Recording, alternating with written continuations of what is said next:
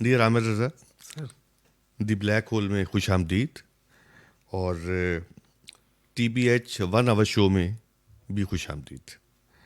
آج اس پیٹرن پر ہمارا دوسرا پروگرام ہے اور ہمارے دوسرے مہمان ہیں آپ، اور ہمارے لیے بڑی خوشی کی بات ہے کہ آپ بہت ملٹی ٹیلنٹڈ اور بڑے باصلاحیت نوجوان ہیں، اور اس کا اعتراف ہمارے علمی حلقوں میں بھی ہے، اور وہ تمام حلقے جن کے ساتھ آپ کی صلاحیتیں وابستہ ہیں یا کمیونیکیٹ کرتی ہیں، اس حوالے سے بھی۔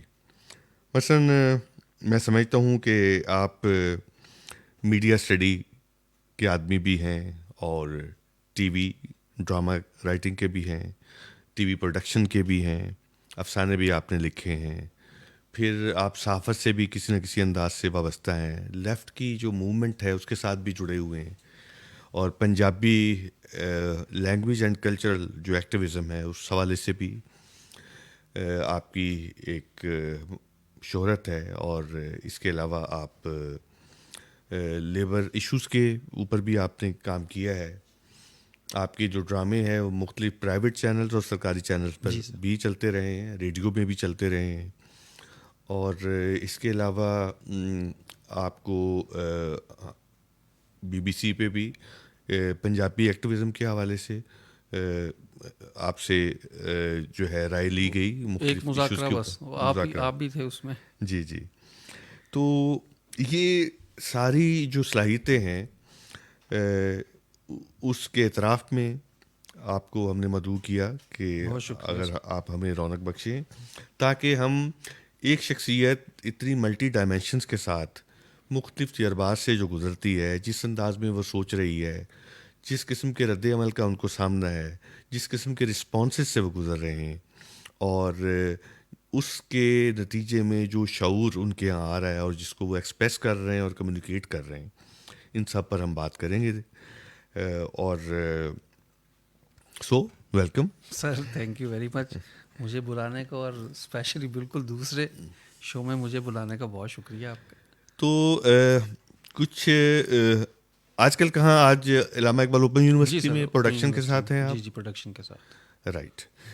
تو دو آپ کی کتابیں آئیں جی بہت منفرد، ایک تو بالکل آپ کے یہ ساتھ پڑی ہوئی ہے جو بالکل لیٹسٹ آئی ہے، جی، جو کہ سیاست سیاست، سنیما اور سماج۔ سماج، یہ ابھی میرا خیال 1 ہفتہ ہی ہوا ہے اس کو جی سر، منظر عام پہ آئی ہے، اور یہ اپنی طرح کی بہت منفرد ایک اسٹڈی ہے، ایک انالیٹیکل انالیسس ہے، کریٹیکل انالیسس ہے اس کا، سنیما کا اور سنیما کے موضوعات جی کا، سر، اس کی پروڈکشن کا اور اس کی تاریخ کا۔ دوسری کتاب اس سے پہلے آپ کی آئی مارکس سے خائف لوگ، یہ میرے ساتھ پڑھی ہوئی ہے، جی جی اور اس نے بھی علمی حلقوں میں ایک خاص توجہ لی، اور اس کے اوپر ڈیبیٹ بھی ہوئی، اور اس میں لیفٹ کے حوالے سے چیزوں کو دیکھنے کا عمل دخل جو ہے آپ کی طرف سے سامنے آیا۔ تو بتائیے کہاں سے بات شروع کریں؟ میڈیا سے کریں، ٹی وی سے کریں، لیفٹ سے کریں، پنجابی سے کریں؟ ہم اس کے اوپر تھوڑا تھوڑا بات ہر چیز پہ کریں گے۔ سر، وہ بات جو ہے نا، وہ فیصل آباد کے گھنٹہ گھر والی ہے کہ ہم کہیں سے بھی گھوم کے آئیں گے تو سامنے وہ گھنٹہ گھر جو ہے وہی نظر آئے گا۔ بیسیکلی میرا خیال کہیں سے بھی ہم شروع کر لیں تو آج آ کے ہم اسی ایک ہی چیز کے ساتھ یہ ساری چیزیں کنیکٹ ہوتی جاتی ہیں۔ میڈیا اسٹڈی ہے تو اس کے اندر بھی مارکسی پوائنٹ آف ویو سے ہم جو ہے اس چیزوں کو دیکھ رہے ہیں۔ صحافت ہے تو اس میں بھی اسی نقطہ نظر سے ہم جا رہے ہیں۔ اچھا، جو سنیما ہے یا ٹی وی ہے یا ٹی وی ڈرامہ ہے تو اس میں بھی کوشش یہی ہے کہ پسے ہوئے طبقے کی جو کہانی ہے اس کو منظر عام پر لایا جا سکے۔ تو گھوم پھر کے بعد وہی آئیڈیالوجی کی طرف ہی نکل جاتی ہے، اور ساری چیزیں اسی کے ساتھ جڑ کے خود بخود چلتی جاتی ہیں آگے۔ آپ کیا سمجھتے ہیں کہ آپ کی شخصیت اور برین کے اوپر جو ڈومیننٹ ہے وہ کیا ہے؟ میرا سر جو ڈومیننٹ پارٹ ہے جو میرا، وہ کہانی کا ہے۔ رائٹ۔ کہانی کا عنصر جو ہے، اب سنیما دیکھیں تو وہ ساری کی ساری کہانی ہے، ڈرامہ کہانی ہے، صحافت میں بھی ہم کہانیاں ہی سناتے ہیں، اور آپ افسانے لکھتے بھی ہیں؟ افسانے لکھتے بھی ہوں سر۔ تو اس میں بھی کوشش یہی ہوتی ہے کہ جو ارد گرد کہانیاں بکھری ہیں، جو ہمارے ارد گرد کہانیاں بنائی گئی ہیں، ان کو بھی الٹ پلٹ کر کے دیکھیں کہ ان کے نیچے کیا نکلتا ہے، کس طرح سے وہ کہانیاں جو ہیں وہ ہمیں رام کرنے کے لیے کھڑی گئی ہیں یا ہمیں انٹرٹین کرنے کے لیے کھڑی گئی ہیں، یا انٹرٹین کرنے کے لیے بنائی گئی ہیں تو اس میں پھر ہمیں رام کرنے کا اور اپنا نیریٹو دینے کا کتنا ایلیمنٹ شامل ہے، اور اگر ہم نے اپنا نیریٹو دینا ہے کہانی کے تھرو تو ہم کیسے دے سکتے ہیں. زبردست. تو کہانی جو ہے وہی بیسیکلی ڈومینیٹ کرتی ہے مجھے. تو یہ جو دو میڈیم ہیں، ایک تو ماڈرن میڈیم ہے جو پروڈکشن کے تھرو آیا ہے، جی جو اسکرین کے ذریعے سے آپ کمیونیکیٹ کرتے ہیں، جو کہ اب فون کی صورت میں ایک چلتی پھرتی پروڈکشن کی کمپنی ہر شخص بنا ہوا ہے. جی جی بالکل. اور ایک رائٹنگ ہے جو دنیا کا قدیم ترین کمیونیکیشن کا انداز ہے. تو آپ کیا سمجھتے ہیں کہ کون سا ہے جس میں آپ کو لطف آتا ہے، مزہ آتا ہے، جس میں آپ برین ہوتے ہیں پورے کے پورے؟ اچھا سر، اس پہ چونکہ میڈیا کا اسٹوڈنٹ ہوں اور میڈیا میں جو بہت بڑے گرو سمجھے جاتے ہیں آج کے دور میں، ان کی اس طرح سے بات نہیں ہوتی، لیکن مارشل میکلوہن جنہوں نے گلوبل ولیج کی ٹرم جو تھی وہ دی تھی اور آج پوری دنیا کے اوپر ان کی ایک ٹرم یہ بھی ہے کہ جو نیا میڈیم آتا ہے وہ پرانے میڈیم کی ایکسٹینشن بن جاتا ہے. ایک یہ بھی ان کا فلسفہ ہے. کیمرہ آیا تو آنکھ جو تھی اس کی اہمیت کم نہیں ہوئی، اخبار آیا، ریڈیو آنے کے بعد اخبار کی اہمیت جو تھی وہ کم نہیں ہوئی، ٹرانسفارم ہوتی جاتی ہیں چیزیں. رائٹنگ آئی، رائٹنگ کے بعد اب ویژول میڈیم آ گیا ہے تو اردو دوبارہ سے ایک ہم اس میں آ گئے ہیں. ہاں یہ چیز کہیں کہیں پریشان کرتی ہے کہ انسان نے ایک جتن کیا، لکھنا سیکھا، اورل ٹریڈیشن سے وہ رائٹنگ کے اس میں آیا، لکھنے کے اظہار اس نے سیکھے، اور اس سے اب پھر جو ہمارا یہ فون کا میڈیم ہے یہ دوبارہ سے ہمیں ویژول اور اورل جو کمیونیکیشن ہے اس کی طرف زیادہ لے کے جا رہا ہے. اس کے اثرات کیا نکلیں گے، یہ میں نے آپ جیسے اساتذہ سے اور بہت سے سوجوانوں سے یہ سوال پوچھا کہ اس کے اثرات کیا نکلیں گے کہ ہم نے ایک جتن کر کے ریٹن کمیونیکیشن کے تحت دلیل کو، تھاٹس کو سٹیپ بائی سٹیپ بننے کی ایک سیکھی تھی، اور اب جس کمیونیکیشن کے اندر آ گئے ہیں اس میں ویژول زیادہ ہو گیا ہے اور اورل کمیونیکیشن پھر بڑھ گئی ہے. تو اب ہیومن جو سوسائٹی ہے وہ اس کی جو تہذیب ہے وہ کس طرف جائے گی، انکلوڈنگ کہ سب سے بڑا جو ٹول تھا لینگویج کا ہمارا، وہ ہم نے مشین کو سکھانا شروع کر دیا ہے. وہ مشین سیکھے گی تو پھر مشین ہمارے ساتھ کیا کرے گی، یہ کویسچن بہت دلچسپ. میرا خیال ہے کہ انسان نے جو اس کے برین میں ہوتا ہے یا برین نے جس طریقے سے گرو کیا، ایک بچے کے سادہ برین سے وہ ایک کمپلیکیٹڈ برین میں جب وہ کنورٹ ہوتا ہے بڑی عمر کے ساتھ، تو وہ برین ظاہر ہے کہ اپنے آپ کو کہیں پریزرو کرنا چاہتا ہے. تو اس نے ایک صورت پہلے لی کہ سینہ بسینہ پریزرو کرے. اچھا، وہ پریزرویشن جو ہے اس کے اندر ایڈیشنز ہوتے رہے، اس کے اندر توڑ پھوڑ، کانٹ چھانٹ بہت ہوئی. پھر اس کے بعد رائٹنگ کی صورت میں اس نے پریزرو کیا. اب اس کی ماڈرن جو شکل ہے وہ پروڈکشن کی صورت میں ہے کہ وہ اسکرین میں اس کو محفوظ کر لیتا ہے. تو ہم یہ بھی دیکھتے ہیں عامر کہ کسی دور میں جب رائٹنگ سامنے آئی تو جو رائٹر تھا وہ ہیرو بنا. جی، اس کا ایک گلیمر سامنے آیا. لوگ اپنے رومال پہ اس کے آٹوگراف لیتے تھے، ہتھیلیوں پہ لیتے تھے، اس کی تصویریں اپنی ڈائریوں میں رکھتے تھے. لیکن اب جو رائٹر ایز ہیرو ہے وہ پیچھے جا رہا ہے، اور اس کی جگہ پھر فلم کا ہیرو سامنے آیا اور اس نے پوری جو ذہن ہے وہ مسخر کیے. جی، اور اس کے نتیجے میں آپ جانتے ہیں کہ جیسے ہیرو بال بناتا تھا تو نچلی سطح تک وہ بال بن گئے، جیسے وہ کپڑے پہنتا، جیسے وہ چلتا، یہ ہو گیا. تو لیکن اس ہیروئزم سے ہمیں ایک یہ نقصان ہوا کہ سنیما کے ابتدائی جو دہائیاں تھیں اس میں ہم نے ہیرو کو کریٹیکلی دیکھنا چھوڑ دیا. وہ شعور ہی نہیں آیا کہ ہم اس کو کریٹیکلی بھی دیکھ سکیں کہ یہ بال یوں بناتا ہے، یوں بولتا ہے، یوں چلتا ہے، تو اس کے پیچھے پالیٹکس کیا ہے، یہ کون اتنے پیسے لگا کر ہمیں کیا سمجھانا چاہ رہا ہے، یا ہمیں کیا بنانا چاہ رہا ہے.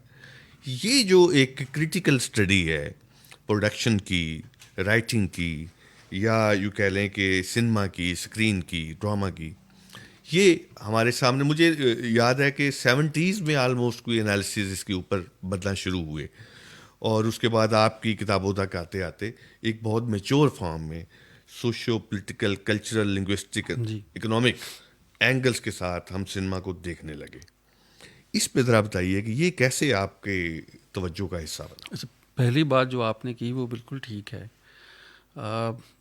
فراز صاحب کا سر وہ ایک شعر بھی ہے کہ جس میں وہ کہتے ہیں کہ اور محبت میں وہ لوگ کیا دے کہ بچوں نے اپنے ماؤں نے بچوں کے نام جو ہے وہ فراز. اچھا، کوئی یاد پڑتا ہے فراز صاحب کے بعد کسی شاعری تو اب بھی ہو رہی ہے کہ کسی شاعر کے نام پہ بچوں کے نام رکھے گئے ہوں؟ میرے خیال فراز صاحب آخری ہیرو تھے. فراز صاحب شاید آخری ہیں.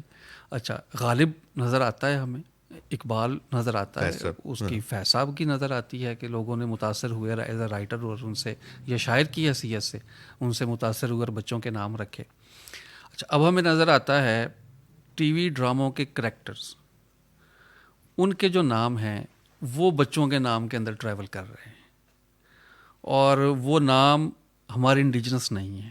وہ رائٹر کی obsession اگر ترکی سے ہے تو اس نے ایان رکھ دیا نام، کوئی اور رکھ دیا اس طرح سے کر کے. اچھا، بعض الفاظ ایسے ہیں جو سننے میں صرف ساؤنڈز لگتی ہیں، ان کے میننگز پوچھے جائیں تو وہ نہیں پتہ چلتے کہ یار یہ نام رکھنا چاہیے تھا انہیں، یہ تو سارا ساؤنڈ ہی ہے، نام تو کچھ بھی نہیں ہے.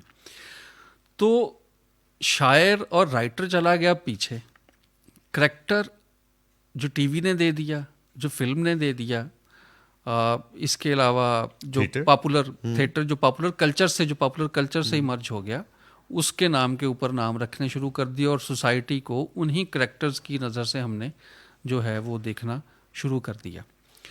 تو اس طرح سے اگر ہم دیکھیں تو یہ ایک بہت بڑا فیلڈ ہے ہمارے سامنے جس کو اسٹڈی کرنے کی ضرورت ہے کہ popular culture, popular cinema, popular drama یہ کس طرح سے ہماری زندگیوں کو، ہماری چیزوں کو، ہماری عادات کو جو ہے وہ کنٹرول کرنا شروع کر دیتا ہے.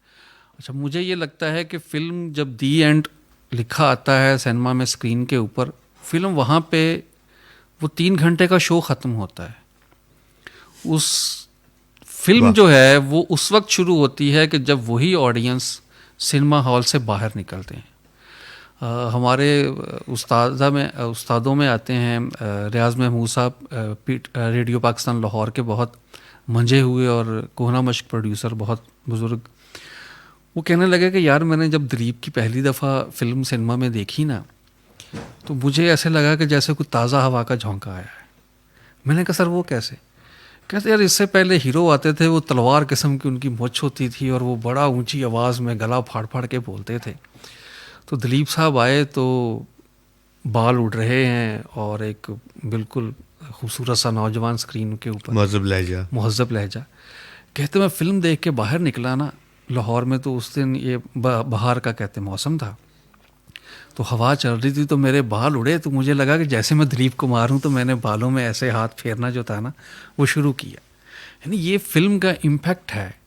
جو فلم دی اینڈ تو ہو گئی، وہاں پہ شو تو اینڈ ہو گیا، لیکن اس کے جو اثرات ہیں وہ پھر انسان کے ساتھ ساری عمر چلتے رہتے ہیں. اور فلمیں جو ہیں، سنیما جو ہے، یہ ایک بڑا ٹول ہے نیریٹو بلڈنگ کا. میں نے اپنے شیخ الجامعہ کو کتاب پیش کی تو انہوں نے ایک بات کہی اور بڑے پتے کی کہی کہ دنیا نے جس میڈیم سے اتنا کام لیا، ہم نے اس کو نظریاتی طور پر اپنے سے الگ کر کے سائڈ پہ رکھ دیا. اور یہ حقیقت ہے، ہمارے ساتھ ہوا ایسا. لیکن اس کے باوجود بھی میں کہتا ہوں کہ پاکستان سنیما نے بھی نیریٹو بلڈنگ کا کام کیا، اور حکومتوں کے بیانیے اس نے بنے، اور جو حکومتوں کے بیانیے کے خلاف فلمیں گئیں وہ بلڈ آف حسین کی طرح پھر منظر عام سے ہی غائب ہو گئیں. تو ضرورت ہے کہ اب ہم ان چیزوں کو، لٹریچر کو، مثلا میں نے کتاب پڑھی تھی بش ان بیبیلون طارق علی کی. انہوں نے لکھا کہ جہاں پر صحافی اور ہسٹورینز اپنے پین سرنڈر کر دیتے ہیں، وہاں سے ایک شاعر اور ایک ادیب جو ہے وہ اپنا قلم اٹھاتا ہے، واہ، اور ان کی اس بات نے میری زندگی کے سوچنے کا سارا جو زاویہ تھا وہ تبدیل کر دیا. مجھے یہ لگا کہ صحافت اور ہسٹری جو ہے یہ مجھے فیکٹس اینڈ فگرز دے دیں گے، یہ مجھے لاز دے دیں گے. اگر میں نے اپنے ارد گرد کی سوسائٹی کو سمجھنا ہے تو مجھے اپنا کنٹمپریری ادب وہ پڑھنا پڑے گا. اگر میں نے سمجھنا ہے کہ پاکستان جب وجود میں آیا تو پاکستان کے اندر جو طبقاتی کشمکش تھی وہ کس طرح سے سٹارٹ ہوئی، اس کے اوپر بہت ساری کتابیں لکھی گئی ہوں گی، مارکسسٹ پوائنٹ آف ویو سے بھی لکھی گئی ہوں گی. لیکن اس کے اندر فرد کی کیفیت کیا تھی، فرد کس عذاب سے گزر رہا تھا.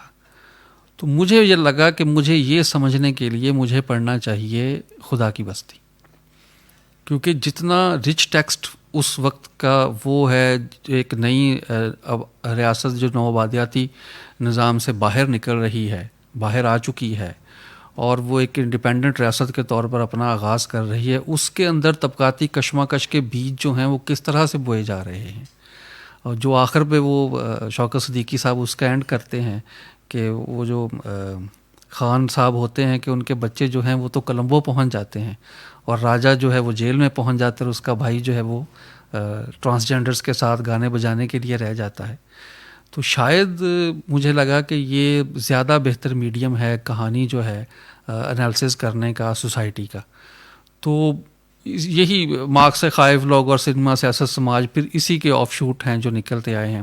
ایسے ہی مجھے لگا کہ اگر صدر ایوب کے دور میں جو کارنی کیپٹلزم سٹارٹ ہوا، بیوروکریٹس کی مدد سے ریاست نے جس طرح سے بیج بوئے چند ایک خاندانوں کو نوازنے کے، اس میں ذوالفقار غوث کا مرڈر آف عزیز خان کو بہت سے لوگ اس سے اختلاف کرتے ہیں شاید کہ جی وہ بڑا ناول نہیں ہے، لیکن مجھے لگا کہ اس دور کی اس پالیٹکس کو سمجھنے کے لیے وہ مرڈر آف عزیز خان بہت بڑا ناول ہے.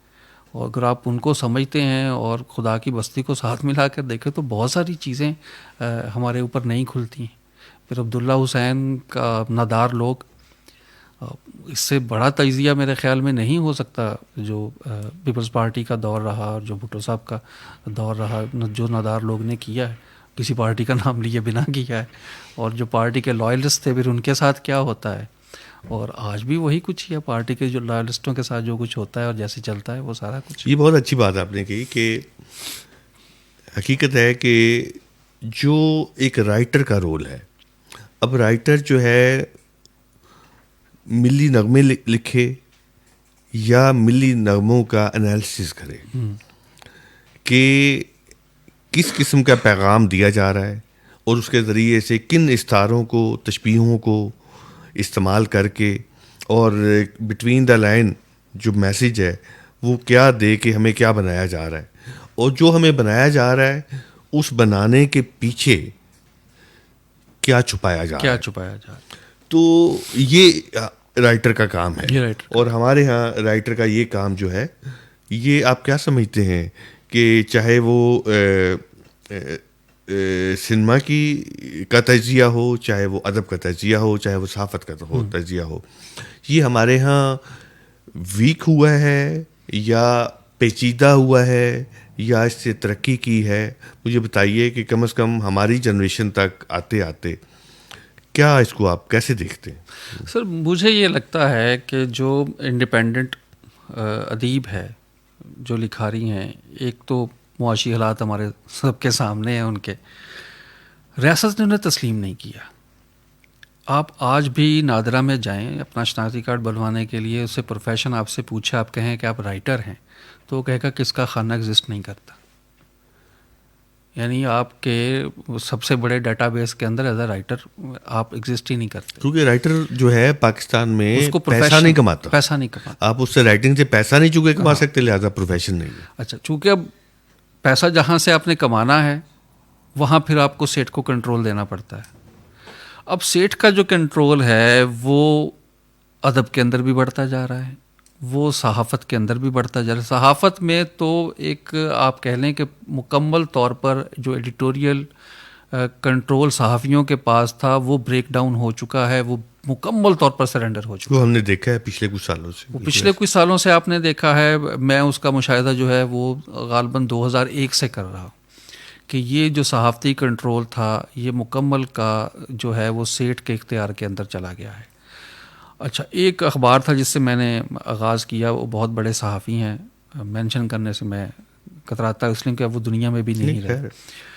तो वो कहते थे कि अखबार निकालना कौन सा मुश्किल काम है, और उन्होंने एक दिन चीफ न्यूज़ एडिटर को उठाकर डेस्क से वहाँ पर अपने ड्राइवर को बिठा दिया और अखबार पब्लिश हो गया। और अगले दिन उन्होंने आके कहा कि चीफ न्यूज़ एडिटर उठा, उसकी जगह मेरा ड्राइवर बैठा, अखबार फिर भी पब्लिश हो गया, तो इससे क्या फ़र्क पड़ा। तो हालात ये हो गए। फिर टीवी आ गया, टीवी में तो फिर मुकम्मल कंट्रोल जो था वो सेठ के पास चलता चला गया। अब ड्रामे में जब हम देखते हैं तो ड्रामे में भी मुकम्मल का मुकम्मल कंट्रोल जो है वो एडवर्टाइजिंग कंपनीज़ के पास है और सेठों के पास है। वो देखते हैं कि उन्हें इश्तहार कहाँ से मिलने हैं, कितने मिलने हैं और कैसे मिलने हैं, इसलिए वो अपनी मर्ज़ी का कंटेंट जो है वो वही जो है वो क्रिएट करवा रहे हैं। फिर उसमें एक बड़ी ट्रेजेडी ये हुई कि जो इंडिपेंडेंट ड्रामा प्रोड्यूसर था टीवी का वो ख़त्म हो गया। अब जितने चैनल हैं इनके मालिकान ने अपने ही प्रोडक्शन हाउसेस बनाए हुए हैं, वही उन चैनल्स को फीड करते हैं। अच्छा, इस तरह से ये होता है कि जो डाइवर्सिटी ऑफ ओपिनियन है, जो प्लुरलिज्म है मीडिया के अंदर, वो वैनिश होती जाती है। हॉलीवुड के अंदर ये हुआ था कि जब बड़े बड़े स्टूडियोज़ आ गए तो उन स्टूडियोज़ ने अपने जो ख्यालात थे उन्हीं को ज़ाहिर है प्रमोट करना था, उन्हीं पर फिल्म बनानी थी। तो फिर चार्ली चैपलिन जैसे लोग थे जो इंडी फिल्म बनाते थे, इंडिपेंडेंट फिल्म बनाते थे, उनको प्रॉब्लम ये थी कि उनको डिस्ट्रीब्यूट करने के लिए कोई नहीं है। फिर वो यूनाइटेड आर्टिस्ट जो थी डिस्ट्रीब्यूशन कंपनी के तौर पर वो फिर वजूद में आई। तो हमारे यहाँ ये सारे का सारा जो कंट्रोल है अब वो चला जा चुका है सेठ के पास, और सेठ भी वो है जो प्रॉपर्टी डीलिंग के अंदर है, जो यानी टेंजिबल फॉर्म में कोई चीज़ प्रोड्यूस नहीं कर रहा इस इकोनॉमी के अंदर। वो सिर्फ़ और सिर्फ ज़मीन के किताब बनाता है और उसको बेच रहा है। और name any news channel, entertainment का कोई टीवी जिसके पीछे कोई प्रॉपर्टी डीलर जो है वो ना हो। राइट। अच्छा, ये बताइए कि मसलन हम लिटरेचर जब पढ़ते हैं तो उसमें एक सब्जेक्ट होता है तनकीद की एक तारीख़ है जी, जो यूनान से कबल हाँ। भी अपना वजूद रखती है, जिसमें बताया जाता है कि अदब क्या होता है, इसके असूल क्या होते हैं, अदब को कैसे पढ़ना चाहिए, इससे लुत्फ़अंदोज़ कैसे होने चाहिए, और इसका मैकेनिज़्म क्या है, इसकी फ़िलासफ़ी क्या है, वगैरह वगैरह। तो क्या मीडिया स्टडी के अंदर कोई ऐसा एनालिटिकल क्रिटिसिज्म मौजूद है या क्रिटिकल एनालिसिस ऐसा होता है कि जो इस तरह का कोई शऊर भी पैदा करता हो कि मीडिया को कैसे देखना चाहिए, कैसे चलना चाहिए? आप समझते हैं कि हमारे यहाँ जितना भी प्रोडक्शन हाउसेज हैं उस या मीडिया स्टडीज़ है उसमें कोई चीज़ ऐसी है? सर बिल्कुल है, लेकिन अनफॉर्चुनेटली यहाँ पे जो मीडिया की थ्योरीज़ हैं, जैसे उर्दू में क्रिटिसिज्म लिखा गया, किताबें लिखी गई, आवाम तक पहुँचा, एक तो वो सारी की सारी इंग्लिश में है, और अगर उनको उर्दू में कोई इस तरह की फोरम भी नहीं है कि जहाँ पर उन पर बैठकर मुसलसल बातचीत हो कि यार ये जो प्रोग्राम आ रहा है ये इस मीडिया थ्योरी के तहत इसको देखना चाहिए, ये जो फिल्म आ रही है इसको इस मीडिया थ्योरी के तहत देखना चाहिए। जैसे कोई नावल आता है तो नावल आने के फ़ौरी बाद जो हमारे उर्दू के नक़ाद हैं या अंग्रेज़ी के नक़ाद हैं वो अखबारात में आर्टिकल लिखते हैं उसके ऊपर, उसको रिव्यू करते हैं। लेकिन फ़िल्म का या ड्रामे का जो रिव्यू है वो बिल्कुल सहाफ़ती अंदाज का है कि जी ये ड्रामा है, कास्ट इसकी ये है, स्टोरी के अंदर टर्न और ट्विस्ट ये हैं, तारुफ ये, कहानी के अंदर नैरेटिव क्या है और वो नैरेटिव किन हलकों को सपोर्ट कर रहा है और किन की मुखालफत कर रहा है। अगर कोई कहानी पॉपुलर हो रही है तो क्यों हो रही है। मिसाल के तौर पर अर्तुगरुल गाज़ी 2015 में हम सितारे ने इसको चलाया, ये ड्रामा पॉपुलर नहीं हुआ। پھر کیا ایسی وجہ ہوئی کہ 2018 میں یہی ڈرامہ جو تھا وہ نہ صرف پاپولر ہوا، پاکستان کے پاپولر کلچر کا حصہ بن گیا.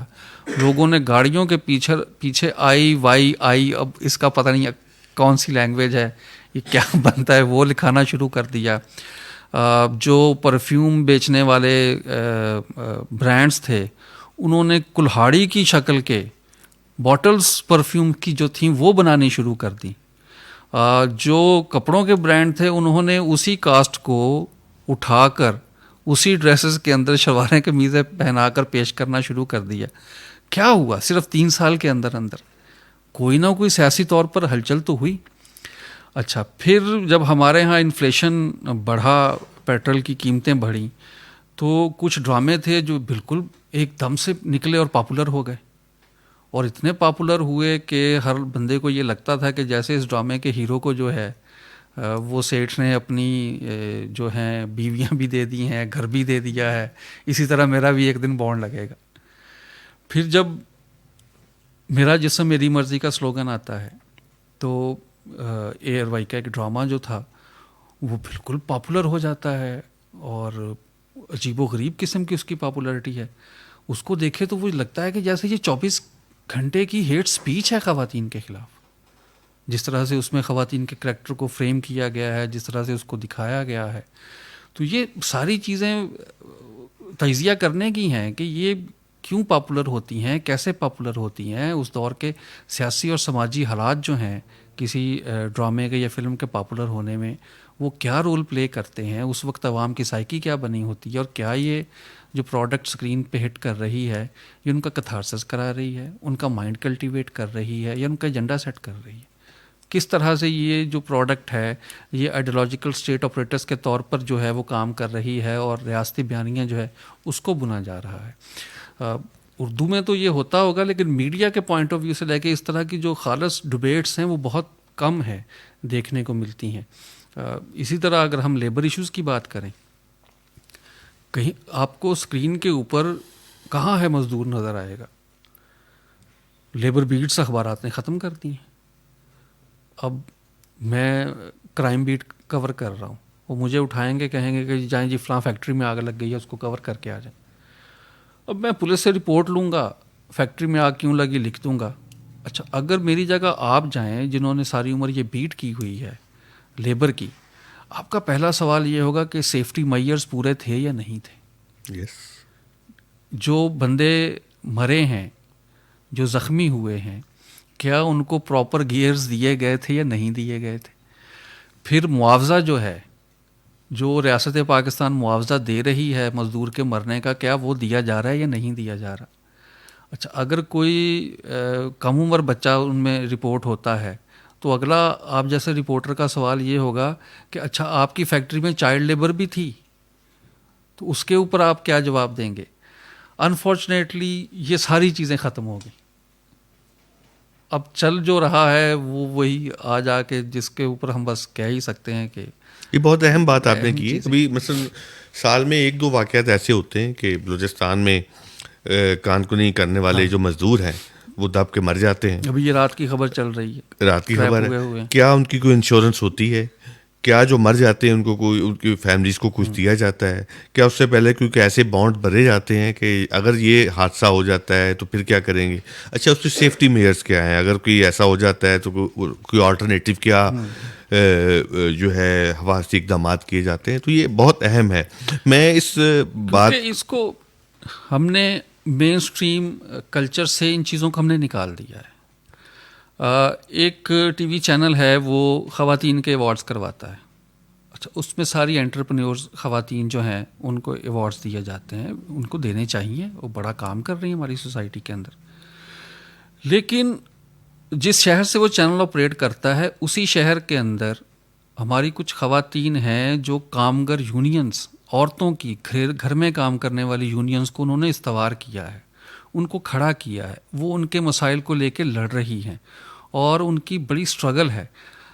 کبھی بھی ایسا نہیں ہوا کہ اس چینل نے کہیں اس خاتون کو، کسی کو، کامریڈ کو بلایا ہو کہ آپ نے جو مزدور تحریک ہے اس کو استوار کیا ہے خواتین کو، آپ نے ان کے حقوق لے کے دیے ہیں، آپ نے خواتین کے لیے اتنا کام کیا ہے، ہم آپ کو بھی ایوارڈ دیتے ہیں اور مین اسٹریم دھارے میں شامل کرتے ہیں. وہ اس طرح کی چیزیں ہم نہیں کریں گے پاپولر کلچر کے اندر. صحیح صحیح. اچھا یہ میں دیکھتا ہوں آپ نے سنیما کے اوپر چونکہ کافی کام کیا ہے اردو سنیما پہ، تو ہم یہ دیکھتے ہیں کہ اگر ہم ریاست کی سطح پر جو عہد جا رہا ہے، اس کی جو سماجی صورت گری ہو رہی ہے، ماشاء اللہ ہے یا جمہوریت کی جو ایک مجبور فارمز ہیں، پریشرز ہیں، اور پھر اس کے درمیان جو دو مارشل لاؤں کے درمیان جو گیپ ہیں، اس دوران جو سازشیں ہوتی ہیں سیاستدانوں کے خلاف وغیرہ وغیرہ، اسی کے نیچے پیرلل جو چل رہی ہے سنیما کے اندر اور ٹی وی کے اندر جو چل رہا ہے، اس کو ملا کے جو اسٹڈی بنتی ہے یہ بڑی دلچسپ ہے. مثلا میرے والد صاحب بتاتے ہیں کہ اس وقت ابھی ریڈیو کا دور تھا، سنیما تو اس طرح سے نہیں آیا تھا، لیکن ایک بہت پبلک اس طرح سے نہیں تھا، اور ساتھ ٹی وی ابھی نہیں آیا تھا. تو وہ بتاتے ہیں کہ ہم نسیم حجازی کے ناول پڑھا کرتے تھے، تو ہمارے آنکھوں کے آگے فلم ہی چلتی تھی. بعد میں جب نوجوان ہوا تو ہم تعبیر، آخری چٹان، شاہین، اس طرح کے ناول. اب میرا بچہ اسی ایج میں جب آیا ہے تو وہ ارطغرل غازی اور یہ وہ سارا کچھ چل رہا ہے، عثمان کورولوس وغیرہ. تو پھر ہم یہ بھی دیکھتے ہیں کہ ہمارے ہاں خاص یو پی سی بی سے جو لوگ آئے، انہوں نے لاہور کے سنیما کو اپنے گرپ میں لیا، اور انہوں نے جس اینگل سے فلمیں بنائیں اور جس کلچر کو فلم کے اندر پیش کیا وہ بھی بڑا میننگ فل ہے. کہ مثلا میں تالش کی فلمیں دیکھتا تھا، وہ انہوں نے جو ہے ایچکن پہنی ہوتی تھی، بڑی بڑی حویلیاں ہوتی تھیں، اور بڑی بڑی پھر وہ خواتین جو ہیں وہ انہوں نے بیگم صاحبہ انہوں نے غرارے پہنے ہوتے تھے. پھر وہاں پر اس میں جو طائفیں آتی تھی وہ بھی اردو بولنے والی بڑی شستہ قسم کی. مثلا رانی کی بہت فلمیں شاید آپ کو بھی یاد ہوں کہ تھا یقین کہ آئیں گی یہ راتاں کبھی. اب یہ راتاں اور باتاں اور یہ والی اردو بھی ہم نے دیکھی. لیکن ٹھیک اس وقت وہ جو کچھ چل رہا تھا 60s میں 70s میں عوام کی سطح پر، مزدور، کسان، ریڑھی والا، ٹانگے والا، موچی، نائی، یہ کلرک یا پروفیسر یا ایک کہہ لیں کہ بینکر یا ایک وکیل، یہ ہماری کیا سنیما کے ہیرو بن رہے تھے یا نہیں بن رہے تھے؟ آپ اس کو کیسے دیکھتے ہیں اپنی طبقاتی اس کے اندر ہماری فلم کی تاریخ کو؟ سر بہت کم رہے ہیں، زیادہ تر وہ یا تو اشرافیہ سے آئیں گے یا پھر مڈل کلاس میں سے آ جاتے تھے. اچھا، کہیں کہیں ان کا جو کردار ہوتا تھا وہ یہ ہوتا تھا کہ وہ ایک جو یہ ڈیزائنڈ قسم کا ماحول ہوتا تھا، اچکن والا میاں صاحب اور ان کی وہ شائستہ سی بیگم، اور بیچ میں کہیں منور ظریف صاحب آ کر اس میں نقب لگا کر ان کی بیٹی کو ورگلا کر جو تھے وہ لے جاتے تھے. پاکستان میں جو دو بڑے اسٹوڈیو بنے ہیں،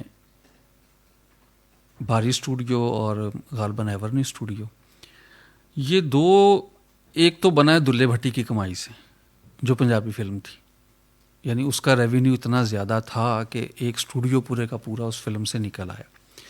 دوسرا بنا یکے والی سے، جس میں ایک سبیہ تانگے والی مسرت نذیر نے شاید کیا ہے وہ رول. تو یہ ایلیمنٹ رہا ہے. اچھا، پھر ہم یہ دیکھتے ہیں کہ جو صدر ایوب صاحب کا دور ہے، پاکستان کے اندر ایک ریپڈ انڈسٹریلائزیشن ہوئی ہے. اچھا، سنیما کا اور انڈسٹریلائزیشن کا آپس میں ایک تعلق رہا ہے، کیونکہ مزدور جو ہیں وہ گاؤں سے اٹھ کر شہروں کی طرف آ رہے ہیں، وہ فیکٹریوں کی طرف آ رہے ہیں، انہیں انٹرٹینمنٹ چاہیے، اور وہ انٹرٹینمنٹ جو سستی ترین انٹرٹینمنٹ تھی وہ سینما تھی ان کے لیے. اور اس وجہ سے جو ریپڈ انڈسٹریلائزیشن ہو رہی تھی تو اس کے ساتھ ساتھ سینما جو تھے، سینما سرکٹ بھی بڑھ رہے تھے. لوگ جو تھے وہ فلم دیکھتے تھے اور فلم میں آتے تھے. ڈاکٹر لال خان کی جو کتاب ہے 68 اور 69 کا ریولوشن, اس میں جو لیاری کا وہ پورشن لکھتے ہیں کہ بھٹو صاحب کو وہ سنیما گئے اور انہوں نے کہا کہ عثمان بلوچ صاحب تھے غالباً کو, انہوں نے کہا تھا کہ آپ سنیما آئیں اور اس طرح سے آئیں کہ آپ مزدور یہ نہ سمجھیں کہ آپ یہاں کوئی سیاسی تقریر یا اس سے کچھ کرنے آئے ہیں, آپ ایسے ہیں جیسے آپ فلم دیکھنے کے لیے یہاں پر تشریف لائے. تو وہ بالکل ویسے ہی گئے اور وہ فلم تو پھر نہیں چلی. انہوں نے بھٹو صاحب کو اپنے کندھوں پر اٹھا لیا اور بھٹو صاحب نے وہاں دھواں دھار قسم کی جو تقریر کی, یعنی سنیما ایک لانچنگ فورم کے طور پر, وہ مزدوروں میں تقریر ہوئی, لیاری کے مزدوروں میں, اور اس دن سے لے کر آج تک لیاری جو ہے وہ پیپلز پارٹی کا گڑھ ہے. تو یہ ہے کہ ہیروز جو ہیں وہ اس حصہ اشرافیہ کے کلچر سے آتے رہے, لیکن ایک ٹائم پر آ کے یہ تخصیص جو تھی وہ ختم ہو گئی. خاص طور پر اگر ہم انڈیا میں دیکھیں, انڈیا میں ہمیں 2 بیگھہ زمین بھی ملتی ہے. برائے سہانی کو میں ان کی آٹو بایوگرافی پڑھ رہا تھا کہ سہانی صاحب نے کچھ پھر ایسی فلمیں بھی شروع کر دیں جس میں ان کو کوئی بہتر رول نہیں ملتا تھا. وہ کہتے ہیں کہ ایک فلم تھی جس میں سیٹ کے اوپر مجرے کا سین تھا اور وہ وہاں پہ تماشبین بن کے بیٹھے تھے, تو بمل رائے وہاں سے سیٹ سے کہیں ان کا اتفاق ہوا گزرے, تو وہ دیکھ کے ان کو بڑے رنجیدہ ہوئے اور انہوں نے کہا کہ تم وہی ہو جس نے 2 بیگھہ زمین میں لیڈ رول جو ہے وہ کیا ہے. اور سہانی صاحب اس کے اوپر بڑا شرمندہ ہوئے. تو انڈسٹری کی ڈائنامکس جو ہوتی ہیں وہ بھی ڈیفائن کرتی ہیں کہ ہیرو کون ہے کون نہیں ہے. اگر ہم جدید آج کے دور میں بھارت کی بات کریں, بالی ووڈ سنیما کی, تو وہاں پر 2 تخصیص آ گئی ہیں.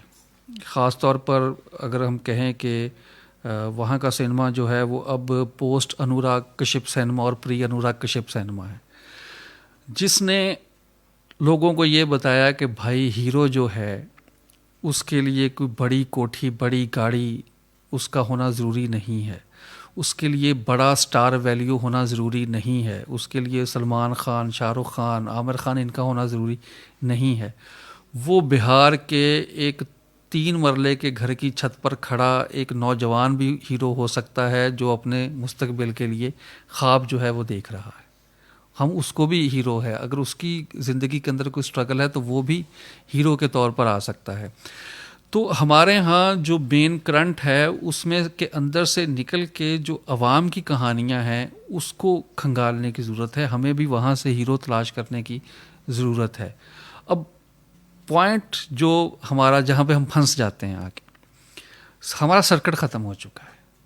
ننکانہ میں ایک سنیما تھا, شبنم سنیما, جس کی چھت نہیں تھی, اوپن ایئر تھا, کیونکہ اس پہ ٹیکس نہیں لگتا اوپن ایئر سنیما کے اوپر. ہم وہاں فلمیں دیکھتے تھے.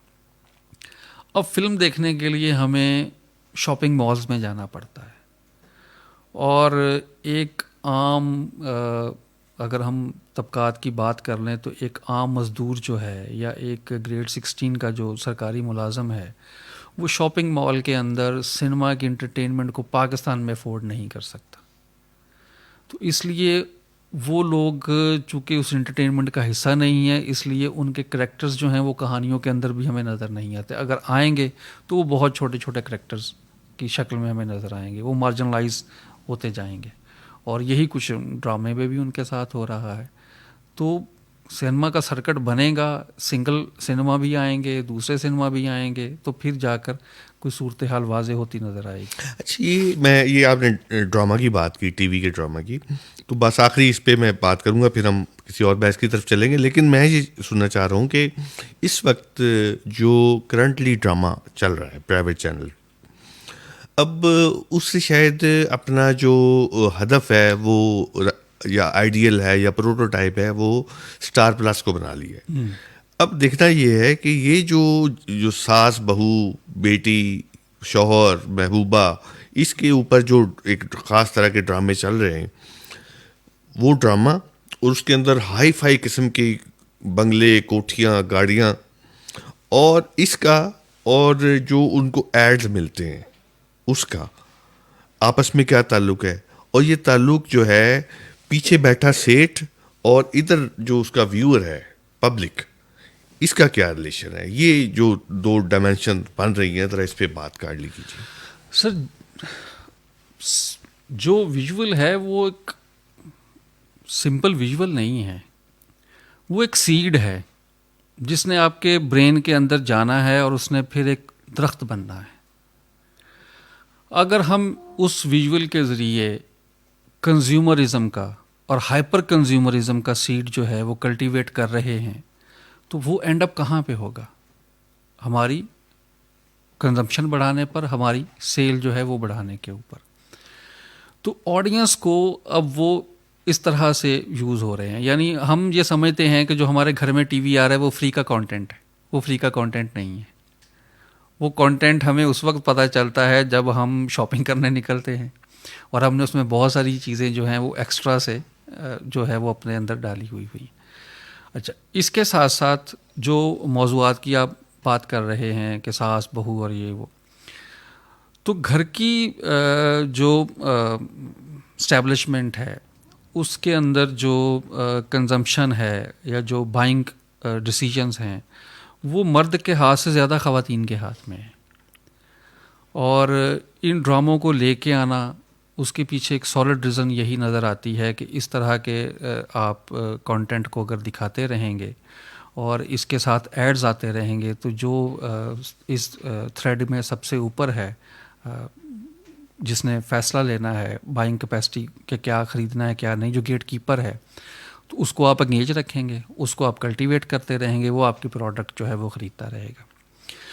جب ہم نے یہ دکھانا شروع کر دیا کہ یہ جو بچی ہے اس کا کام یہ نہیں ہے کہ ایک ٹاکسک قسم کے شوہر سے ہر وقت چپیڑیں کھانا، ہر وقت گالیاں کھانا، پھر بھی اس کی سیوا کرتی رہنا. یہ ایک کانسیپٹ تھا پتی ورتا قسم کی جو تھی خواتین کا 80s کی انڈین فلموں میں، بلیک اینڈ وائٹ فلم میں، بلیک اینڈ وائٹ فلم میں بھی تھا، سری دیوی کی فلمیں تھی. مجھے تو ایک گانا بھی یاد ہے، وہ شکتی کپور سے اس کی شادی ہو جاتی ہے اور شکتی ہر وقت اس کو ٹیز کرتا رہتا ہے اور آخر پہ شکتی اپاہج ہو جاتا ہے تو سری دیوی پر گانا ہے، بھلا ہے برا ہے جیسا بھی ہے میرا پتی میرا دیوتا ہے. تو اس طرح کے اب بہت سے ڈرامے اس طرح کے آ رہے ہیں کہ جس میں میرا پتی میرا دیوتا کا جو کانسیپٹ ہے، اور میل جو ہے وہ انتہائی ٹاکسک قسم کے میل جو ہیں وہ آ رہے ہیں جو یہ تک ڈیسائیڈ کر رہے ہیں کہ لڑکی جو ہے میری بیوی جو ہے اس نے جھمکے کون سے پہننے ہیں، اس نے کپڑے کون سے پہنے ہیں. یہاں تک ہم اگر یہ بتا دیں اس بچی کو کہ بیٹا یہ اینڈ نہیں ہے، اینڈ یہ ہے کہ تم مدام کیوری بن سکتی ہو، تم آسماں جہانگیر بن سکتی ہو، تم شرمین عبید چنائے بن سکتی ہو، تو پھر وہ لڑکی جو ہے وہ کہاں جائے گی، اس کی اڑان کیا ہوگی، اور وہ سوسائٹی کے اندر کیا کچھ ایسا نہیں ہے جو کر سکے گی. لیکن ہم شاید ابھی اس کو کروانا نہیں چاہ رہے. ہم چاہ رہے ہیں کہ وہ ایک پیسو طریقے سے جو ہماری کنزیومرزم کا جو دھارا ہے وہ اس کے اوپر ہی کہیں بنی رہے اور اس سے آگے نہ وہ جائے. یعنی سوسائٹی کو ایک ایسے روبوٹ کی سطح پر لانا ہے جو صرف جیب سے پیسے نکالیں، چیزیں خریدیں اور کوئی اس کو تنقیدی نگاہ سے نہ دیکھیں. آپ رمضان کی ٹرانسمیشنز کو دیکھ لیں، یا آپ صرف رمضان سے 10 دن پہلے کا ٹی وی واچ کر لیں اور رمضان سے 10 دن بعد کا ٹی وی جو ہے وہ واچ کر لیں. میرا خیال چاند رات سے ہی کام شروع، اس سے پہلے شروع ہو جاتا ہے. رمضان کا جو سبق دیا گیا ہے، جو مسلمانوں کو دیا گیا ہے، وہ انہیں سکھانا ہے کہ بھائی جو لوگ کیلوری ڈیفیسٹ کے اندر رہتے ہیں ان کے اوپر کیا گزرتی ہے، آپ یہ سیکھیں. اب جو ٹی وی کی سکرین ہے وہ ہمیں ایسا کوئی درس نہیں دے رہی. ہمارے پاس کھجوروں کا ایڈ آ رہا ہے، ہمارے پاس شربت کا ایڈ آ رہا ہے، ہمارے پاس سافٹ ڈرنک کا ایڈ آ رہا ہے، ہمارے پاس پیکڈ گھی کا ایڈ آ رہا ہے، پیکڈ پروڈکٹ جو ہیں ان کا ایڈ آ رہا ہے. یعنی ہم نے ہائی کیلوریز کے جتنے ایڈ ہیں وہ آج کل سارے اسکرین کے اوپر ڈالے ہوئے ہیں تاکہ ہمارا مال بکے.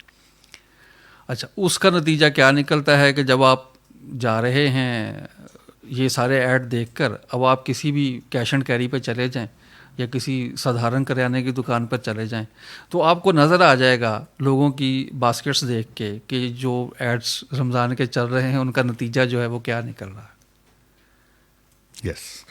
اچھا عامر، جس اینگل سے آپ چیزوں کو دیکھ رہے ہیں، جو باتیں کر رہے ہیں، یہ بڑا منفرد زاویہ نظر ہے، اور ظاہر ہے کہ آپ کی جو جڑت ہے وہ پنجابی کے ایک لنگوسٹک کلچرل ایکٹیوسٹ کی بھی ہے، اور اس کے ساتھ ساتھ آپ لیفٹ کے ساتھ بھی جڑے ہوئے ہیں، اور لیفٹ کا ایک بہت بڑا رسالہ ہے، اس میں بھی آپ جدوجہد میں بھی کنٹریبیوٹ کر رہے ہیں.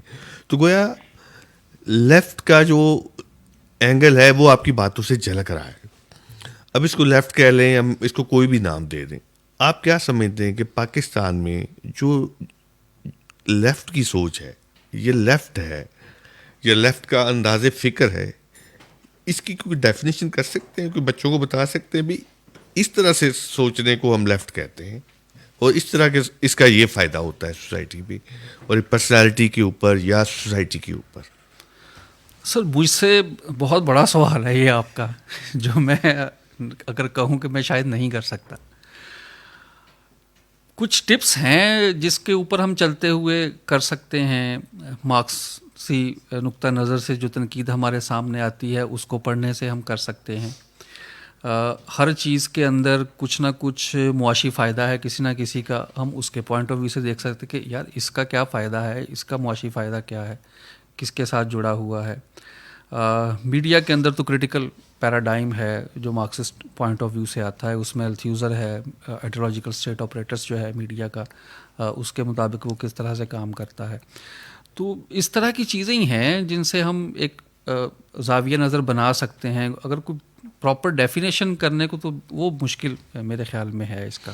نہیں، میں اس سینس میں بات کر رہا ہوں کہ کیا ایک ریاستی اشرافیائی اور پاور کا جو بیانیہ ہے وہ تو صدیوں سے موجود وہ تو اپنی ہے، جگہ مارکس سے پہلے بھی مارکس موجود سے تھا، التھیوزر سے پہلے بھی موجود تھا. تو جس معاشرے میں ہم رہ رہے ہیں، جو دنیا کا قدیم ترین معاشرہ ہے، جہاں سے سٹون ایج کا انسان بھی یہیں رہتا تھا، پہلی تہذیبیں بھی یہیں پہ پڑی، تو اس سارے تہذیب کی تاریخ کے اندر جب ہم لیفٹ کہتے ہیں تو پھر بھی تو ہم کچھ سمجھا سکتے ہیں نا. اگر ہم مارکس کو تھوڑی دیر کے لیے سائڈ پہ بھی رکھتے ہیں، مارکس کی انٹری تو ہماری سوسائٹی کے اندر آلموسٹ 1900 کے لگ بھگ ہو رہی ہے، اس سے پہلے تو نہیں تھی. تو پھر آپ کیسے سمجھائیں گے؟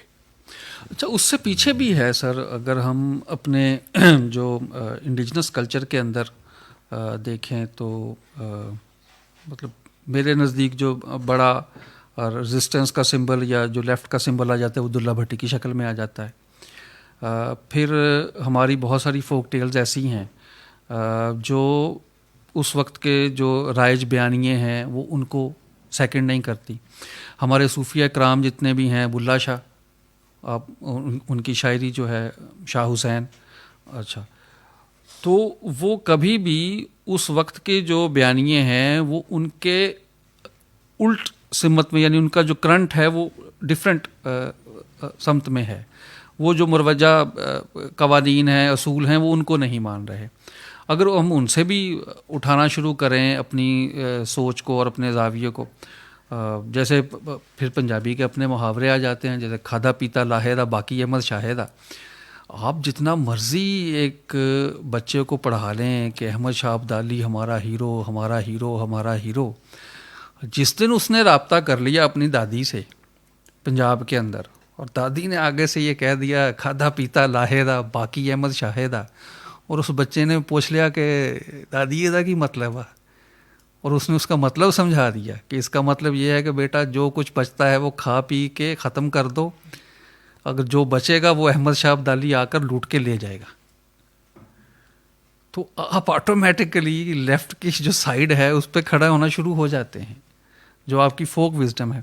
اور پاکستان کے اندر ہماری جو ایک عوامی سوچ ہے اس کی آپ جتنی مطلب کسی امریکی کو اگر امریکن یہ کہہ دیں ان کی ریاست کہ سیلاب آ رہا ہے یا یہ کچھ ہو رہا ہے، کوئی ریاستی بیانیاں بندے تو آلموسٹ وہاں پر کوئی 80% یا 70% جو ہیں وہ یقین کر لیں گے ٹھیک ہے. وہ ویتنام وار کے اوپر انہوں نے یقین کر لیا, جیسے وہ بورن آن 4 جولائی ہے اولیور اسٹون کی فلم, جس میں وہ ٹام کروز اپنی ماں سے کہتا ہے کہ تم نے تو کہا تھا کہ وہاں گاڈ لیس لوگ آ کر حملہ کر رہے ہیں, ٹھیک ہے, لیکن وہاں پر ایسا نہیں تھا. تو ایک بیانیہ.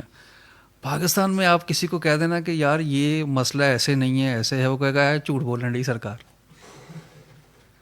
وہ بنا سوچے سمجھے کوئی بندہ بھی آپ کو گلی میں کھڑا سب سے پہلے یہی سوال کرے گا, جی سرکار جھوٹ بول رہی ہے. یہاں پر کسی کو پرائڈ آف پرفارمنس دے دیں تو لوگ مشکوک ہو جاتے ہیں. اس کے خلاف بغاوت کا مقدمہ کٹ جائے, کہتے نہیں یار ہے بندہ صحیح ہونا, یہ پیچھے حکومت پئی ہوئی ہے. تو ہمارے کلچر کے اندر یہ چیزیں موجود ہیں, ہماری فوک وزڈم کے اندر یہ چیزیں موجود ہیں. اگر ہم مارکس سے پہلے کی بات کر لیں, یا بہت سے لوگوں نے جنہوں نے مارکس نہیں پڑھا لیکن وہ بھی حکومت کے ہر بیانیے کے اوپر ایک آؤٹ اسٹینڈنگ قسم کا تبصرہ آپ کو کرتے ہوئے چائے کے ہوٹل پر سنائی دیں گے کہ نہیں یار جھوٹ. مطلب اسامہ بن لادن کو جب مارا گیا تو میری اینکر نے فون کیا, اس نے کہا تم سو رہے ہو, اسامہ بن لادن کو مار کر وہ لے گئے ہیں اور اٹھو. تو میں باہر نکلا, میں نے کہا اچھا, میں چائے دودھ لینے چلا گیا. تو وہاں پر وہ ایک بابا بیٹھا تھا, کہنے لگا پتر کادی کھپ پئی ہے. میں نے کہا بھائی اسامہ بن لادن صاحب مارے گئے, اور پہلا بھی کئی دفعہ مارے آ گیا, ہوں کتوں خبر آ گئی. میں کہ یہ میں چینل جاؤں گا تو پتہ لگوں گا کہ کتوں خبر آ گئی. یہ انداز ہے ہماری سوچ کا, ہمارے اسٹائل کا. اچھا, مجھے اس میں یہ کبھی کبھی یہ بھی لگتا ہے کہ جو ہماری مقتدرہ حلقے یہ سمجھتے ہیں یا طاقتیں یہ سمجھتی ہیں کہ ہم ان کو بیوقوف بنا رہے ہیں, تو وہ ایسا ہے نہیں. جیسے وسا صاحب نے لکھا تھا کہ سب سے آخر میں پتہ بادشاہ کو چلتا ہے کہ اس کے خلاف سازش ہو رہی ہے, تو عوام کو پہلے پتہ چل جاتا ہے, اور عوام کو بہت کچھ جو ہے وہ پتہ آلریڈی چل چکا ہے, خواہ وہ ڈرامہ ہو, سنیما ہو, کچھ بھی ہو. لیکن اظہار کیسے ہے, فورم کہاں پر ہے, ان کی آواز سنی کہاں پر جائے گی, یہ تھوڑی چیزیں ہیں جو پرابلم کر جاتی. اچھا, یہاں آپ نے لفظ بار بار عوام استعمال کیا. اب عوام کی ایک زبان بھی ہوتی ہے. مثلا شہروں کی خاص پاکٹس کے اندر لوگ اردو پڑھتے ہیں, اردو سنتے ہیں, اردو بولتے ہیں, لیکن ان پاکٹس کے باہر بڑے شہروں کے مضافات میں اور ان مضافات کے ارد گرد پھیلے ہوئے ہزاروں دیہاتوں کے اندر لوگ بے شک میٹرک تک چلے جائیں, جو کہ ہماری خواندگی کا آلموسٹ 5% حصہ ہے, تو پھر بھی وہ اردو نہیں بول سکتے. تو اس کا مطلب یہ ہے کہ جب ہم عوام سے بات کرتے ہیں تو اس کا تعلق ان کی مادری زبان کے ساتھ ہے, اور وہ پنجابی, اگر ہم پنجاب میں رہتے ہوئے بات کریں جس کی کہ آپ ایکٹیوسٹ ہیں. تو اب مجھے یہ بتائیے کہ بینگ پنجابی ایکٹیوسٹ کے آپ اپنا کیا رول متعین کرتے ہیں اور کیوں کرتے ہیں؟ بہت ساری چیزیں ہیں سر اس میں. پنجابی ایکٹیوسٹ کے طور پر پنجابی ایکٹیوزم ایک تو شروع میرا دوست ہے احمد رضا بٹو, اس کی وجہ سے ہوئی. اتنا میرا مطلب عزیز دوست ہے, قریبی دوست ہے, مطلب میرے لگتا ہے کہ اپنی ہی باڈی کی ایک ایکسٹینشن ہے جو الگ سے چل پھر رہی ہے. اس نے مجھے اس کام میں پھنسا دیا. وہ بیٹھا پنجابی کے اوپر, اس نے 100 سکیمیں بنا, یہ کر وہ کر, ایکٹیوزم بھی اس نے کی. میں اس کو کہتا ہوں کہ یہ جو پنجابی کے بابے ہیں انہوں نے تمہیں لوٹ کے کھا جانا ہے, اور اس طرح کی باتیں اس سے چلتی. میں نے اس سے کہا کہ جو کلچر سپیس ہے پہلے اس کو کلیم کرو, اگر پنجابی کو ریکلیم کرنا ہے تو. اچھا, وہ بات اس کی سمجھ میں آ گئی. اس نے پہلا وساکھی میلہ جو تھا وہ شروع کروایا اور الحمرہ میں کیا, اور اس کے لیے ہمیں شکر گزار ہیں. اس وقت فہد حسین صاحب ایکسپریس نیوز میں تھے, اور انہوں نے کہا کہ یہ ڈی ایس این جی کھڑی, جب کہو کہ کٹ کریں گے کٹ کریں گے. تو اس طرح سے ہم کلچر سپیس کو کلیم کرنے میں تھوڑا کامیاب ہوئے. مجھے یہ لگتا تھا کہ جو پنجابی نوجوان ہے اس کے ارد گرد جو نیریٹو بن دیا گیا ہے وہ اپنے کلچر سے شاید شرمندہ ہے یا اپنی زبان سے شرمندہ ہے. میں جب جاب میں نے شروع کی ایکسپریس نیوز میں، تو وہاں پر کچھ لوگ سرکاری نظام تعلیم سے تھے، کچھ پرائیویٹ نظام تعلیم سے اور بیکن ہاؤس سے. جو بیکن ہاؤس والے تھے وہ انگریزی تو بڑی اچھی بولتے ہیں، اور جو سرکاری نظام تعلیم میں سے تھے وہ انگریزی اردو مکس کر کے اپنا، وہ شاید ان کو کوئی گیپ تھا. تو میں وہاں پہ پنجابی بولتا تھا. طاہر سرور میر صاحب نے ایک دن مجھے کہا بھی، کہندے یار میں بڑا پریشان سی، پھر یکدم میں ایک منڈا دیکھا کہ وہ بلا جھجک پنجابی بولن ڈیا، تو میں کہا کوئی نہیں خیر ہن میں بھی پنجابی بولاں گا. تو مجھے یہ لگتا ہے کہ ہمارا جو نوجوان پڑھ لکھ کر پنجاب کا خاص طور پر کارپوریٹ سیکٹر کے اندر جاتا ہے، تو اسے ایک کلچر شیم کے اندر وہ مبتلا ہے، پنجابی اپنے پنجابی ہونے کی وجہ سے یا پنجابی زبان بولنے کی وجہ سے. تو پھر وہ اپنی زبان کو چھوڑ کے، اپنے کلچر کو چھوڑ کے آہستہ آہستہ اس سے دوری اختیار کرنی شروع کرتا ہے. اچھا، اس سے ایک بہت بڑا کلچر خلا جو ہے وہ بھی پیدا ہوتا ہے. ان کے پنجابیوں کے ساتھ نہیں ہوا، یہ دوسری زبانوں کے لوگوں کے ساتھ بھی ہوا کہ کاسموپولیٹن سٹیز کے اندر آ کر انہیں ایک کلچر خلا کا سامنا کرنا پڑتا ہے کہ وہ کس کے ساتھ میل کھائیں، کیونکہ ان کے کولیگز وہ ہیں. پر میرے کولیگز اگر میں بات کروں اس دور میں، وہ تھے جو کہتے تھے رین رین گو اوے. میں وہ تھا جو بچپن میں کہتا تھا ربا ربا می ورسا. تو یہ پورا براٹ اپ اور یہ پورے دو ایک الگ سے دنیایں ہیں جن کے درمیان ایک کلچر گیپ موجود ہے. پھر اس کلچر گیپ کو فل کون کرتا ہے؟ پھر اس کلچر گیپ کو فل کرتا ہے کہ کوک اسٹوڈیو. وہ پنجابی کا گانا بھی لے آتا ہے، وہ سرائکی کا بھی لے آتا ہے، وہ سندھی بھی لے آتا ہے، اور وہ بلوچی بھی لے آتا ہے، اور پھر اس کو ایک کارپوریٹ کلچر کے اندر ڈھال کر مجھے دے دیتا ہے کہ تاکہ میں اس کلچر شیم سے باہر نکل کے جو ہے وہ موو کر سکوں.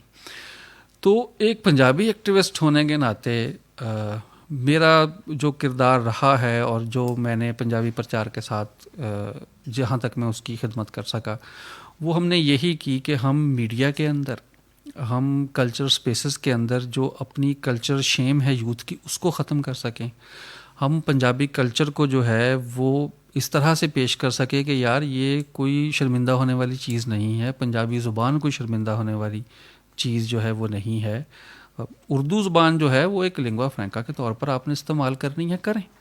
دوستوں میں بیٹھے ہیں، اپنی زبان کے اندر بات کریں پنجابی زبان کے. ہاں، جب آپ کے ساتھ کوئی آپ کا پشتون بھائی آ کر بیٹھ جائے، وہ پنجابی نہیں سمجھتا، تو آپ اس کے ساتھ اردو میں بات کریں. میرے بہت سے دوست سندھی ہیں، جب زیادہ ٹھیٹھ پنجابی میں بات کر دوں تو وہ کہتے ہیں یار بریک لگاؤ بھائی، ہمیں بڑی آہستہ آہستہ تمہاری پنجابی سمجھ آتی ہے، یہ اردو میں یہ بات جو ہے وہ بتا دو. تو ایک ایکٹیوسٹ ہونے کے ناطے میں جو پنجابی کی جو کلچرل سپیس ہے اور اس کے ساتھ جو زبان جڑی ہوئی ہے، میں اس کے لیے زیادہ کوشش جو ہے وہ پنجابی پرچار کے اندر رہ کے بھی کرتا ہوں، اور اس کے جہاں بھی موقع ملتا ہے اس کے ساتھ رہ کے کرتا ہوں کہ یہ ہم ریکلیم کر سکیں اس کو. اچھا، اب یہ ہے کہ جب ہم کہتے ہیں پنجابی ایکٹیوسٹ اور پنجابی کی بحالی کا معاملہ، تو دراصل یہ ایک ایسے کلچر کے ساتھ جڑت ہے جو انڈس ویلی کا کلچر ہے. اس کی سیاسی سرحدیں تو بدلتی رہی ہیں، لیکن اس کی جو کلچرل لنگوسٹک سرحدیں ہیں وہ بہت دور تک پھیلی ہوئی. اس میں ہندکو بھی آتی ہے، اس میں ہزارہ کی زبان بھی، پٹواری بھی، سرائکی بھی، سندھ کا کافی سارا علاقہ آتا ہے. تو اور یہ جو سارا انڈس ویلی ہے یہ اپنی تاریخ رکھتی ہے رگ وید، پھر پری ہڑپا، پری ٹیکسلا، پری موہنجودڑو، دراوڑوں تک. تو گویا یہ سارے کلچر کو ایک کرنا زمانی اور مکانی سطح پر. تو اس میں آپ کیا سمجھتے ہیں کہ پنجابی فلم نے بھی ایک رول ادا کیا ہے؟ مجھے یاد ہے آپ سے بھی ذکر ہو رہا تھا کہ اب شہری جو پنجابی ہے جو اردو میں سارا کچھ اپنا رکھ رکھاؤ رکھتا ہے، اس کے لیے کوئی ماڈل نہیں ہے ماڈرن پنجابی کا. ویسے شعری سطح پر سوائے منیر نیازی کی شاعری کے، اچھا میڈیا کی سطح پر ہم دیکھتے ہیں کہ وہ مولا جٹ اور نوری ناتھ کا دیہاتی کلچر ہے. اب بھی ہم دیہاتی کلچر کے ساتھ پنجابی کو جوڑتے ہیں، لہٰذا اس کے ساتھ ایک پینڈو کا جو اوپر ٹھپا لگ جاتا ہے وہ پھر شرمندگی محسوس کرتا وہ ہے. ٹیگنگ کر دیتے ہیں. تو لہٰذا ہم جو مشرقی پنجاب کا پنجابی نوجوان ہے جو کینیڈا میں بیٹھا ہے, جو امریکہ میں بیٹھا ہے, جو ماڈرن میوزک دے رہا ہے, جو ماڈرن لباس پہنتا ہے, جو انگریزی جانتا ہے یا پنجابی جانتا ہے, تو اس کا ماڈرنزم, اس کی فلسفی, اس کا سارا کچھ, جبکہ ہمارے اصول, تو یہ کیا آپ سمجھتے کہ یہ گیپ اس وجہ سے ایک بہت بڑا ہے؟ اور ہمارا جو پنجابی کا رائٹر ہے, دانشور ہے, وہ ایک قدیم پنجابی کے ساتھ اپنے ہمیں جوڑ کر تو ہمارے بیکن ہاؤس اور سٹی اسکول اور روٹس کے بچے کو پنجابی کی طرف لانے میں ناکام ہوا ہے, کیونکہ وہ اربن پنجابی نہیں دے رہا, وہ دراصل قدیم دیہاتی پنجابی کے ساتھ اس کو جوڑنا چاہ رہا ہے. اچھا, کسی حد تک سر ایسا ہے. اور اب دوسری صورتحال یہ نکل رہی ہے کہ ہم نے جس طبقے کو جوڑنا ہے اپنے ساتھ, جین زی کو, وہ بلیسنگ یہ ہے کہ وہ میرے جیسی ایج کے لوگوں کا کانٹینٹ نہ پڑھتے ہیں نہ دیکھتے ہیں. وہ اپنی جنریشن کا کانٹینٹ ہی زیادہ کنزیوم کرتے ہیں. اور اگر آپ ٹک ٹاک پر چلے جائیں, اگر آپ یوٹیوب پہ چلے جائیں, تو آپ کو یہ خوشگوار حیرت ہوگی کہ وہاں کے جو ان کی فین فالوئنگ ہے وہ ٹھیٹھ پنجابی بول رہے ہیں, وہ اپنے کلچر سے چیزیں نکال کے کر رہے ہیں. اور ہمیں یہ لگتا ہے, جو بچے ہمارے پاس آتے ہیں, جو ہم کانفرنسز پنجابی کی کراتے ہیں, کہ جو وہ بچے جو جین زی جسے ہم کہتے ہیں, وہ پنجابی کے ساتھ, یا اگر وہ پشتون ہیں یا سندھی ہیں, تو وہ اپنی جو مادری زبانیں ہیں ان کے ساتھ زیادہ ان کی کمٹمنٹ جو ہے وہ بڑھتی جا رہی ہے. شاید ہماری نسل کی جو کمٹمنٹ تھی پنجابی کے ساتھ وہ اتنی ہارڈ کور قسم کی نہیں ہے جتنی ان کی آ رہی ہے. اس کی وجہ یہ ہے کہ ہمارے لیے جو رول ماڈلز تھے وہ ریڈیو یا ٹیلی ویژن سے آتے تھے. ریڈیو اور ٹیلی ویژن کا جو ایڈیٹوریل کنٹرول تھا, وہ آپ کو آڈیشن ہوا, ارے نہیں میاں آپ کی تو زبان, آپ کا تو شین کاف درست نہیں ہے. اچھا سر, میں پنجابی ہوں, سر میں سندھی ہوں, میں تو اسی سٹائل کے اندر اردو بولوں گا نا جو میری مادری زبان ہے, جو میری ایئر باکس ہے, میرا ووکل کارڈ ہے, ان کی ٹریننگ کر دی ہے. تو آپ کیوں ڈھونڈ رہے ہیں کہ میں بالکل اپنے شین کاف درست کر کے جو ہے وہ آپ کے پاس آؤں؟ میرے پاس اچھا کانٹینٹ ہے کہنے کو, تو آپ مجھے موقع دیں. وہ ہماری ٹریننگ کرنے والے وہ لوگ تھے جو شین کاف کے جو نقطے تھے وہ درست کرواتے رہتے تھے اور تلفظ درست کراتے رہتے تھے. اور ہم ان کی جو ان سے مرغوب ہو گئے, ان کے نیچے دب گئے. یہ جو جنریشن ہے, ان کے پاس ایڈیٹوریل کنٹرول بھی اپنے پاس ہی ہے. ان کو کسی کا ترلا نہیں کرنا پڑتا ایڈیٹوریل کنٹرول کے لیے. وہ اٹھتے ہیں, وہ ایک ای میل جنریٹ کرتے ہیں, اس ای میل سے ایک اکاؤنٹ یوٹیوب کا جنریٹ کر لیتے ہیں, ایک انسٹا کا کر لیتے ہیں, ایک فیس بک کا, اور وداؤٹ ایڈیٹوریل کنٹرول وہ اب خود جو ہے وہ اپنا کانٹینٹ بنا بھی رہے ہیں, اپنا کانٹینٹ کنزیوم بھی کر رہے ہیں, اور لینگویج وہ جو ان کی دل کر رہا ہے وہ اس لینگویج کو لے کے چل رہے ہیں. اور اگر کوئی اس کے اوپر ریسرچ کرے تو مجھے لگتا ہے کہ جو یوتھ ہے وہ اس نے اپنی جو زبانیں ہیں, مادری زبانیں ہیں, ان کے اندر ان کا کانٹینٹ بڑا ہے بنسبت اردو کے یا کسی اور زبان کے. رائٹ, یہاں میں ایک کویشچن کرنا چاہوں گا, بالکل ہمارے پاس کہہ لیں کہ 2-3 منٹ ہے, کہ ہمارا جو برٹش کلونیل ایرا ہے اس میں پنجاب کے اوپر خاص طور پہ زبانوں کی بنیاد پر ایک تقسیم کا عمل بہت شدت سے کیا گیا. یہ پنجاب وہ ہے جو جس میں دلی بھی پنجاب کا حصہ رہا ہے, اور پھر نیچے گجرات تک کا علاقہ آپ دیکھ لیجئے. تو اب اردو جو ہے وہ اس کو الگ زبان بنانا, پھر پنجابی کو الگ زبان بنانا, پھر اسی طریقے سے سکھوں کی پنجابی کو سکرپٹ کی بنیاد پر الگ زبان بنانا, پھر حتیٰ کہ سرائکی کو بھی بنا دینا, پھر اب ہندکوں کو بھی, پھر پٹواری کو بھی. تو زبانوں کی بنیاد پر اس تقسیم کے ذریعے سے انڈس ویلی کا جو کلچرل ہسٹوریکل جو ایرا ہے, اس کو ہمیں کلونیل جو لیگیسی ہے زبان کی ڈیفینیشن کی, اس کو بریک کرنا نہیں پڑے گا, ری تھنک کرنے کی ضرورت تو نہیں ہے؟ سر بالکل کرنا پڑے گا. ارشد محمود نشاء صاحب کا ایسے ایک بڑا زبردست ہے جس میں انہوں نے اس بات کے اوپر دلائل اکٹھے کیے ہیں کہ ایک ٹرینڈ چل گیا ہے کہ ہر لہجے کو وہ اب زبان کا درجہ دینا شروع نے کر دیا ہے, ہر ڈائلیکٹ کو. تو ہر ڈائلیکٹ جو ہے وہ زبان تو نہیں ہے, وہ آلموسٹ آ جا کے پنجابی کا حصہ ہی بنے گی. پنجابی سے الگ زبان تو آپ اس کو نہیں جو ہے وہ کھڑا کر سکتے. اور اس پوائنٹ آف ویو سے بالکل جو آپ کہہ رہے ہیں ہمیں دیکھنے کی ضرورت ہے, سمجھنے کی ضرورت ہے. پھر ہمیں جو برٹش امپائر تھی, سب سے زیادہ پنجابی کو ڈیمیج شاید اسی نے کیا, کیونکہ ان کے بہت سے جو سوجوان تھے یا ایڈمنسٹریٹرز تھے وہ پنجابی زبان کو ویسے ہی کوئی باربیرک لہجہ جو تھے وہ تصور کرتے تھے کہ یہ کوئی باربیرک لینگویج ہے. تھا اس کے پیچھے یہی کہ اگر پنجاب کے اندر اتنی تقسیمیں نہ کی جاتی تو برطانیہ پورے ہندوستان کے آخر میں پنجاب میں داخل ہوا ہے, اس کو وہ فتح نہیں کر سکا. پورا ہندوستان ایسٹ انڈیا کمپنی کے زیر نگیں گیا, لیکن پنجاب سب سے آخر پر اس کے زیر نگیں آیا. اور اگر یہ اتنی ڈویژنز پنجاب کے اندر نہ کی جاتی, اور ہو سکتا تھا کہ پنجاب میں برطانیہ کا تختہ پہلے الٹ دیا جاتا. اب آپ موومنٹس کی اگر بات کریں تو غدر تحریک جو تھی, اس کے بعد بھگت سنگھ کی جو تحریک تھی, پھر نیم اینی موومنٹ, کوئی بھی اس میں چاہے ملیٹنٹ موومنٹ ہو چاہے اس میں پولیٹیکل موومنٹ ہو, جب وہ پنجاب کے اندر برطانیہ کے خلاف سٹارٹ ہوئی ہے تو وہ سکسیس کی طرف گئی ہے. اس سے پیچھے اس کو سکسیس نہیں ملی. اور اس کے اوپر ڈاکٹر اشتیاق صاحب کی جو پنجاب کی پارٹیشن ہے اس کے اوپر ہم دیکھ سکتے ہیں کہ یہ جو پنجاب کے ساتھ جو ہوا ہے یہ ایک بہت بڑا پنجابی کا تاریخی تراؤ ہے ساڑھے نال. ایک ایسا صوبہ جس کو جو استوار اس طرح سے ہوا ہے کہ اس کو آپ کاٹ ہی نہیں سکتے, جس کے ٹرین کے ٹریکس اس طرح سے ہیں, جس کی نہریں اس طرح سے ڈیزائن کی گئی ہوئی ہیں کہ وہ ایک پوری کی پوری اینٹی, ایک پوری کی پوری ریاست کے طور پر آپریٹ ہو رہی ہیں کہ آپ اس کو کاٹیں گے تو وہ یہاں ادھر سے لینڈ بنجر ہوگی یا ادھر سے ہوگی. ٹرین کو اگر کاٹتے ہیں تو یا ادھر کا ریلوے سسٹم ناکام ہوتا ہے یا ادھر کا ریلوے سسٹم ناکام ہوتا ہے.